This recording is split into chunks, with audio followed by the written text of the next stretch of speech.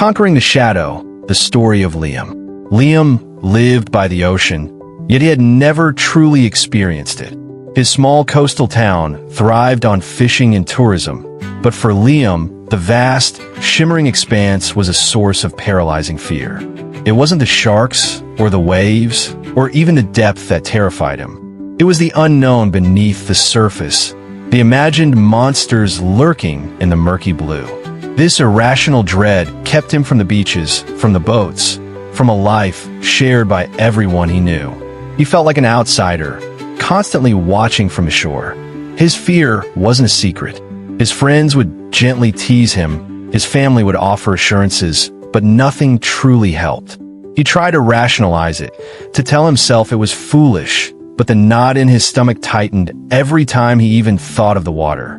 This fear wasn't just about the ocean. It was a shadow that began to creep into other parts of his life, making him hesitant to try new things, to step outside his comfort zone. One sweltering summer day, his adventurous niece, Maya, arrived for a visit. She was 7, full of boundless energy and a fearless spirit.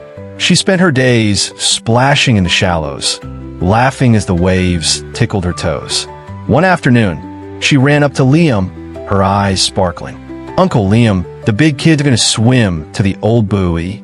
Will you come with me?" Liam's heart pounded. The buoy seemed miles away, a tiny speck on the horizon. His usual excuses sprang to mind. "I'm too busy, the water's too cold, I'm not feeling well." But then he looked at Maya's eager, trusting face. He couldn't crush her spirit with his own fear.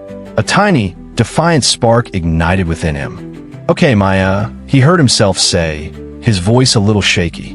"Let's do it." The first few steps into the water were agony. The cold shock, the feeling of the sand shifting beneath his feet, every sensation amplified his terror. Maya, holding his hand, pulled him gently forward. "It's fun, Uncle Liam. Just float." He tried to focus on her laughter, on the warm sun on his face, on the gentle rhythm of the small waves hitting his chest. He took a deep breath, trying to push away the terrifying images that crowded his mind.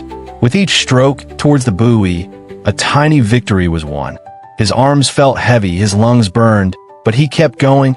He wasn't swimming against the current. He was swimming against his own fear. Halfway there, the water grew deeper, and the bottom was no longer visible. A wave of panic washed over him. He almost turned back, but then he saw Maya, far ahead, kicking her small legs with tireless determination. He couldn't let her down. He focused on his breathing, on the simple act of putting one arm in front of the other.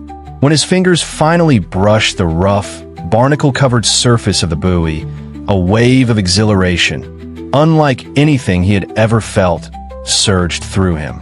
He had done it. He had faced his deepest, most irrational fear, and he had won.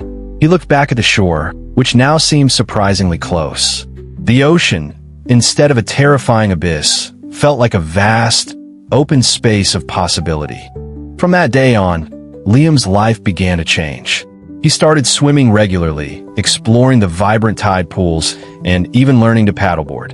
The shadow that had once loomed over him receded, replaced by a newfound confidence. He realized that courage isn't the absence of fear, but the triumph over it. It's about taking that first terrifying step, even when every fiber of your being screams to retreat. Liam's story became a quiet legend in Oak Haven, a testament that the most insurmountable obstacles are often the ones we carry within ourselves. What fear are you ready to face, one stroke at a time?